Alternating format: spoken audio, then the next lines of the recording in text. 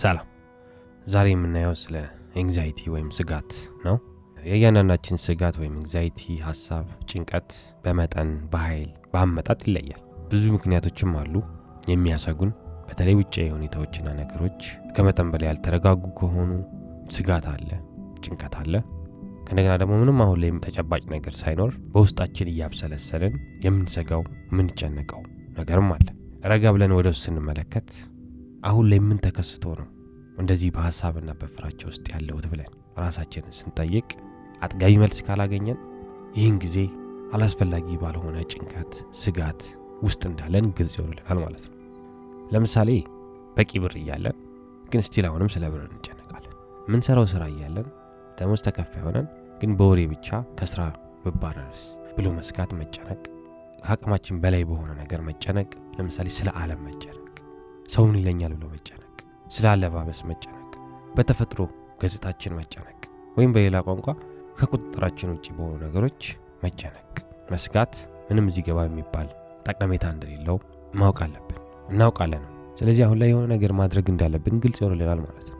ስለዚህ ምን እናደርጋለን? መጀመሪያ ብዙ ነገሮችን፣ ብዙ ሁኔታዎችን መቆጣጠር እንደማንችል መገንዘብ፣ ከቁጥጥራችን ውጪ ለሆኑ ነገሮች እውቅና መስጠት።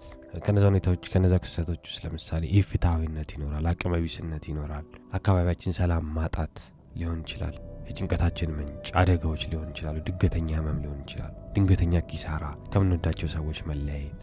እነዚህ ሁሉ የስጋቶቻችን የጭንቀቶቻችን ምንጮች ናቸው። ታዲያ እነዚህን ተጠቅሞ ጭንቀት ሲመጣ ከመሸሽና ለማጥፋት ከመታገል ይልቅ እውቅና ሰጥተን ግን ደግሞ ከራሳችን ለይተን እኔና ጭንቀቴ እያለን ሳይሆን እኔ ከዛ ደግሞ አሁን ላይ የተነሳው ጭንቀት፣ ስጋት፣ ፍርሃት ብለን በመሃል ክፍተት ፈጥረን ምን ያህል አሁን ላይ እውነት አለው የሚለውን በጥልቀት ማየት መቻል አለብን ማለት ነው። ለምን ሐሳቦች ናቸው ጭንቀት የሚሆኑት? ሐሳቦችን ማንነት ማድረጋችን ነው ጭንቀት የሚሆኑት። ሐሳቦች ናቸው ስጋት የሚሆኑት። ሐሳቦች ናቸው ፍራቻ የሚሆኑት። ወጪ ልዩነት አለ፣ መነጠል እንችላለን ነው፣ ክፍተት መፍጠር እንችላለን ነው። ታዲያ እንደዚህ ሲባል ሐሳብ አይጠቅሙም አያስፈልጉም ማለት ሳይሆን በማስተዋል በማይንድፉልነስ ማጣራት አለብን ማለት ነው። ስለዚህ ምንድነው የምናደርገው? ሐሳቦቻችን ወደ መጡበት ሰፊ ባዶነት እስኪማሙ ድረስ ያለ ፍርድ ያለ ጀጅመንት በእርጋታና በጸጥታ አብረናቸው እንሆናለን። አብረናቸው ቁጭ እንላለን። ለምሳሌ ጓደኛችን አመሸ፣ ስልኩም እምቢ አለ። አሁን ሰዓቱ 4 ሰዓት ነው። ምን ይሻላል? ጭንቀትና ስጋት ይጠናወተናል። ውጪ ቆመን እንጠብቃለን፣ መጥፎውን ብቻ እያሰብን። ከዛ ከውስጣችን ትንሽዬ ድምጽ ይመጣል፣ አረ ምንም አልሆነም፣ አረ አትጨነቅ የሚል። ግን ወዲያው ይደመሰሳል። ስጋትና ጭንቀት ተመልሶ ይወጣናል። ከእንደገና በተቃራኒው ከዚህ ሐሳብ መገላገል እንፈልጋለን። እንደዚህ እያለን ማሰብ አንፈልግም፣ መጥፎ ማሰብ አንፈልግም። ግን እንደዛም ሆኖ አሁን ላይ ምንም ምርጫ አይሰጠን። ስለዚህ ምንድነው የምናደርገው? ደግሞ የምናደርገው ይሄ ጭንቀት እንዲሄድልን፣ ይሄ ስጋት እንዲሄድልን የተለያዩ አይነት እርምጃዎችን እንወስዳለን። ጓደኛችን የሄደበት ቦታ እንደውላለን። በተለያየ መንገድ ሊሆኑ ይችላሉ የምንላቸው ነገር እንዳለን እንሞክራለን። ግን እነዚህ ሁሉ ውጤት አልባ ከሆኑስ? አሁን ነው ይሄ ማይንድፉልነስ ፕራክቲስ የሚመጣው ማለት ነው። አሁን ወጣ ያለና ከበድ የሚል ግን ፍቱን ውጤት የሚኖረው ልምምድ ማድረግ እንጀምራለን። ለምን? ይሄ ልምምድ ነው ይሄ ነገር እንዳይደጋገም የሚያደርገው።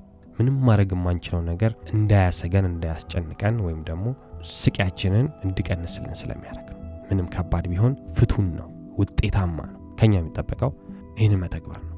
ስለዚህ መጀመሪያ ምንድነው የምናደርገው? ግልጽ ነው። ይሄ ፕራክቲስ፣ ይሄ ልምምድ ምቾት አይሰጥም፣ አንኮምፎርታብል ነው። ግን በትዕግስት በታጋሽነት መንፈስ ሆነን ከጭንቀታችን ጋር ለቻልነው ጊዜ ያለ ፍርድ ያለ ጀጅመንት በእርጋታና በጸጥታ አብረነው ቁጭ ለማለት እንሞክራለን። አብረነው ለመሆን እንሞክራለን። አናምነውም፣ ዝም ብለን እንታዘበዋለን። የሚመጣውን አናምንም፣ እውነት ነው አንልም፣ ግን እንታዘበዋለን። ምሳሌ ስናደርገው ይሄንን ልክ ተሳፋሪ ሆነን በታክሲ እንደሚሄድ ሰው ለጊዜው ሹፌርም ተሳፋሪ መሆናችንን እናቆማለን። ብዙ ጊዜ ቀን ተቀን ህይወታችን ላይ ችግር እየፈጠረ ያለው አስጨናቂም ተጨናቂም መሆናችን ነው።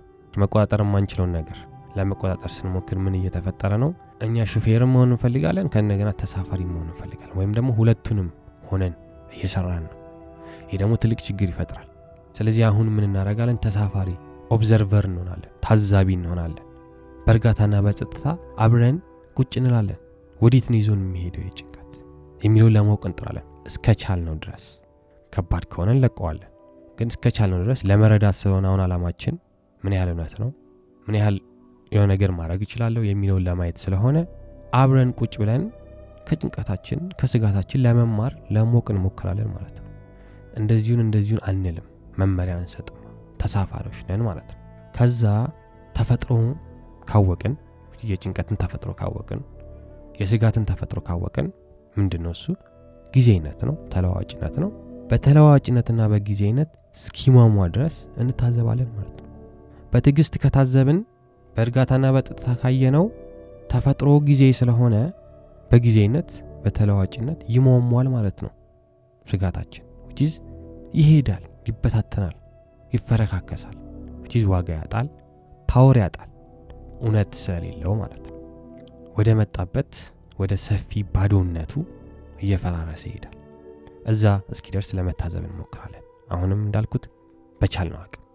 ለምን ከባድ ጭንቀት አለ፣ ከባድ ስጋት አለ፣ ከነገና ደግሞ አላስፈላጊ ዊክ የሆኑ ስጋቶች አሉ። እነሱን እንለይበታለን። ከባድ ጭንቀት ሲሆን፣ ከባድ ስጋት ሲሆን ደግሞ ሌሎች አማራጮችን እንጠቀማለን። ዲስትራክት ለማድረግ እንሞክራለን ራሳችንን። ሌላ እርዳታ እንፈልጋለን። የሚረዳን ሰው ማፈላለግ እንጀምራለን። ከቁጥጥራችን ውጪ ከሆነ ከአቅማችን በላይ ከሆነ የተለያዩ እርምጃዎች እንወስዳለን። ግን እነዛ እርምጃዎች ለመውሰድ ራሳችን ሶልቭ ለማድረግ ወይም ደግሞ ሌሎች እንዲረዱን እርዳታ ለመጠየቅ አብረነው ጭንቀቱን አብረነው ስጋቱን ማየት አለብን። ምን ያህል ከባድ ነው፣ ምን ያህል ቀላል ነው። ቀላል ከሆነ ሶልቭ አደርገዋለሁ በጸጥታና በእርጋታ ወደ ሰፊ ባዶነቱ ሲሟሟ ቁጭ ብዬ ታዘባለሁ። ከነገና ደግሞ አቅሜ ካልቻለ ከአቅሜ በላይ ከሆነ ከባድ ጭንቀት ከሆነ ሌሎች የሚችሉ እንዲረዱኝ ሌሎች ጋር ለእርዳታ ሄዳለሁ ማለት ነው። ግን ካላወቅኩት ቁጭ ብዬ ካላየሁት ትንሹም ትልቁም ዋጋ ያለውም ዋጋ የሌለውም የማይረባውም አላስፈላጊውም ጭንቀት እየተፈራረቀ ህይወቴን በስቃይ ይሞላዋል ማለት ነው። ሶልቭ ለማድረግ ችግሩን ማወቅ አለብን። ማንም ሰው መጨነቅ አይፈልግም። ማንም ሰው በስጋት መዋጥ አይፈልግም። ግን ለምንድነው በስጋት እየተዋጠን ያለ ነው? በጭንቀት እየተዋጠን ያለ ነው? እየፈራናቸው እየሸሸናቸው ጭንቀቶቻችንን ስጋቶቻችንን እየፈራናቸው አናያቸው ምንነታቸው። ስለዚህ አናቅም ምን እንደሆነ። ገና እንደመጡ እንሮጣለን። ሁልጊዜ ይከተሉናል። የትም ሄድን ይከተሉናል። ስለዚህ መቼም ሶልቭ አይሆኑም ማለት ነው። መቼም አይፈቱም ማለት ነው። መቼም እነዚህ ችግሮች አይፈቱም ማለት ነው። ቁጭ ብለን እስካላየን ድረስ እውቅና ሰጠን ፓወር እንዳላቸው መበጥበጥ እንደሚችሉ እኛን ሰላማችንን መንፈግ እንደሚችሉ አውቀን እውቅና ሰጠን በጸጥታና በእርጋታ እንደው አልዋጥም ቢለን ማየት ካልቻልን ይሄ መጨረሻ የሌለው ስቃይ ውስጥ እንገባለን ማለት ነው። አናውቅም ማለት ነው ምን እንደሚያሰቃየን። አናውቅም ማለት ነው ምን እንደሚያስጨንቀን። አናውቅም ምን እንደሚያሰጋን። ገና ስሜቱ ሲመጣ ስለምንሮጥ ስለምንሸሽ። ስለዚህ እንዳልኩት በተለያየ መንገድ ይመጣል። አንዳንድ ጊዜ አእምሮአችን በሐሳብ ሞልቶ ይፈሳል። አንዳንድ ጊዜ ጭንቅላታችንን እስክንይዝ ድረስ ያለ ምንም ተቀናቃኝ አእምሮአችን በመጥፎ ሐሳቦች ብቻ ይሞላል። ይሄ ሁሉ የሆነው እውቅና ሰጥተን ስጋታችንን ጭንቀታችንን ማንነታቸውን አመጣጣቸውን ለማወቅ ስላልሞከርን ተቀናቃኝ የሌላቸውም ረዘም ያለ ሰዓት ቁጭ ብለን ማየት ስላልቻለን። ተቀናቃኙ ማን ነው? ማይንድፉልነስ ነው፣ ማስተዋል ነው። ለጨለማ ውስጥ መብራት እንደማብራት ማለት ነው። ብዙ ጊዜ ታዘባችሁ ከሆነ ልጅም ሆነን ትልቅም ሆነን አንዳንድ ጊዜ ጨለማ ቤት ውስጥ በማታ ስንገባ የተሰቀለ ልብስ የሆነ የተንጠለጠለ ነገር አእምሮአችን የሚያስፈራ ነገር አድርጎ ይነግረናል። ግን መብራት ስናበራበት ቲሸርት ሆኖ እናገኘዋለን። መብራት ስናበራበት የሆነ የተንጠለጠለ ገመድ ሆኖ እናገኘዋለን። አብዛኞቹ ጭንቀቶቻችን ስጋቶቻችንም እንደዛ ሊሆኑ ይችላሉ። መብራት ስናበራባቸው በማይንድፉልነስ ስናያቸው ቁጭ ብለን በጥታና በእርጋታ ስናያቸው ፔፐር ታይገር የሚባለው የወረቀት ነብር ሊሆኑ ይችላሉ። ቺዝ መባላት የማይችሉ እውነት የሌላቸው ውሸቶች አብዛኞቹ ደግሞ እንደዛ ናቸው። እና ይሄንን አውቀን በሚገርም ሁኔታ አብዛኛውን ጭንቀቶቻችንን መቀነስ እንችላለን። ጭንቀት የለም አላልኩም፣ ስጋት የለም አላልኩም። ግን ካላስፈላጊ ጭንቀት ካላስፈላጊ ስጋት ራሳችንን ማውጣት እንችላለን። በማይንድፉልነስ መብራት ከጨለማው ማውጣት እንችላለን። ካላስፈላጊ ጉትጎታ ማውጣት እንችላለን ማለት ነው። ከኛ የሚጠበቀው ምን ያህል ያለፉና የሚመጡ ነገሮች ወይም ፊውቸር ኤንድ ፓስት የሚባሉት ነገሮች ላይ ያለበቂ ምክንያት በአእምሮአችን ተዘፍቀናል የሚለውን ማጣራት ነው። ቢስሊ ቁጭ ብለን ስናይ መብራት ስናበራበት ጭንቀታችን ላይ ምን ያህሉ ወደፊት የሚሆን ነው፣ ምን ያህሉ ያለፈ ነገር ነው የሚለውን እንድናውቅ ያደርገናል። ምን ያህሉ አሁን ላይ ተጽዕኖ ማድረግ ይችላል የሚለውን፣ ምን ያህሉ አንገብጋቢ ነው የሚለውን ማወቅ ያስችለናል ማለት ነው። ፊውቸር ከሆነ ፊውቸር እንደሆነ እናውቃለን፣ የወደፊት ነገር እንደሆነ። ያለፈ ነገር ከሆነ ያለፈ ነገር እንደሆነ እናውቃለን፣ ያለፈ ነገር እንደሆነ ካወቅን ደግሞ ለመልቀቅ ለመተው ይቀለናል። የሚመጣ ነገርም ደግሞ ከሆነ እንድንዘጋጅበት የሆነ አይነት ስራ እንድንሰራበት ያደርገናል። አሁን ላይ ያለውን ሰላማችንን እንዳናጣ ያደርገናል ማለት ነው። በጸጥታና በእርጋታ ከጭንቀታችን ጋር ቁጭ ማለታችን አብረን መሆናችን። ለምን አሁን ማናችንም የምናውቀው አሁን ላይ የተፈጠረው ነገር ብቻ ነው። እውነታ ማለትም ሪያሊቲ ማለትም አሁን ላይ የተከሰተው ነው። ሪያሊቲ ኢዝ አስ ኢት ኢዝ የሚባለው ፓወርፉል ስቴትመንት ነው። እውነታ አሁን ላይ ሲሆን ነው የምናውቀው፣ ነገ አይደለም ትናንት አይደለም። ስለዚህ ጭንቀት እውነታ ነው ወይ የሚለውን አሁን ላይ አብረን ሆነን መለየት መቻል አለብን ማለት ነው። ይህን ካላደረግን ሌላው አማራጭ ምንድነው የሚሆነው?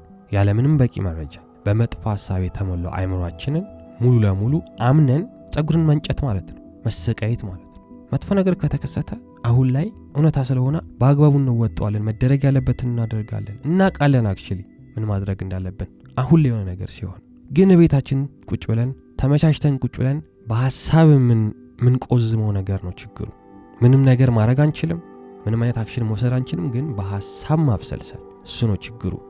አሁን ላይ የሆነ ነገር ማድረግ ካለብን እናደርግ ነበር፣ ግን እንደሱም እንዳናደርግ እጃችን አሳስሮ በሐሳብ ብቻ እያብሰለሰለ የሚያሰቃየን ነው ችግር ሆኖ የተገኘ። ምንም አይነት የተሟላ መረጃ ሳይኖረን በተለምዶ ብቻ እስከዛሬ እያደረግነው የኖርነው ነገር ስለሆነ በተለምዶ ብቻ በሐሳብ ሊከሰት ይችላል ሊሆን ይችላል እያለን ሰውነታችንና አይምሮአችንን ማስጨነቅ በጣም ተለምዶ ችላ ተብሎ እንደ ኖርማል ነገር የሚቆጠረው ነው አለው። እንደዛ ደግሞ የውሸት ነገር አስጨንቆን አስፈራርቶን ሲያልፍ ውፋይንልና ምንም ለማጣራት ሳንሞክር ለምንድን ነው እንደዚህ ሆኖ ውሸት እንደሆነ እንኳን ለማወቅ ሳንሞክር ውፋይ ተገላገልኩለን ረስተነው ከነገና ዳግም ተመልሶ በሌላ መንገድ መጥቶ አሁንም ያሰከናል ያስጨንቀናል። ለዛ ነው በእርጋታና በጸጥታ ከጭንቀታችን ጋር አሁን ላይ መሆን ያለብን ማለት ምንነቱን ማወቅ ያለብን። ከዛ በጊዜያዊነት ማማማት ያለብን፣ መበታተን ያለብን፣ መሸራረፍ ያለብን። እንደዚህ ካላደረግን ሌላው የሚከተለን ነገር ምንድነው? ሁሉም የሚመጡት ሁልጊዜ እውነት ናቸው እያለን መጨነቅ፣ ሁሉም የሚመጡት በሐሳብ ሁልጊዜ እውነት ናቸው እያለን መስካት። ይሄን ኑሮም አይባልም። ግን ደግሞ የሚገርመው ፓርት ስለተለመደ ኖርማል ነገር ስለሆነ ችላ ተብሏል። ስለዚህ እዚህ ነገር ላይ መስራት ሰላማችንን ይጨምርልናል በእርግጠኝነት። ለምን እየተደጋገመ የሚመጣው ጭንቀታችን፣ ስጋታችን ጥራት ያለው ህይወት እንዳንኖር እያደረገን ስለሆነ ነው። ይህንን ማወቅ በጣም አስፈላጊ ነው። ችላ ማለት የለብንም ማለት ነው። የህይወታችንን ጥራት እየቀነሰብን፣ ሰላማችንን እየወሰደብን። ስለዚህ የሐሳቦቻችንና የስሜቶቻችንን ተፈጥሮ በማወቅ ተፈጥሯቸው ምንድነው? ጊዜነት ያለ ፍርድ በእርጋታና በጸጥታ ወደ ሰፊው ባዶነታቸው እስኪመለሱ እስኪፈራረሱ ድረስ አብረን መሆን መቻል ማለት እስከዛሬ የጓችን የጋረደብን ጨለማ ላይ ብርሃን ማብራት ማለት ነው። እስካሁን የተለያየ መንገድ ተጠቅሞ ከእውነት ጋር አጣልቶን ህይወታችንን በሙሉ አቅማችን እንዳንኖር ከሚያደርገው ህመም መዳን ማለት ነው። ስለዚህ መጨረሻ ላይ ለራሳችን ምን እንላለን? እኔ ህይወቴን ሙሉ ለማድረግ በማስተዋልና አስቸጋሪ ሁኔታዎችን በትዕግስት በማለፍ በጽኑነት ያለኝን ሁሉ እሰጣለሁ እንጂ መጨረሻ የሌለው ውሸት ላይ ከተመሰረቱ የሐሳቦች ክምችት ጋር እድሜ ልኬን አልታገልም ብለን ለራሳችን በካይንነስ በቸርነት ቃል እንገባለን። Thank you for watching. Thank you for listening. Love and respect. Peace.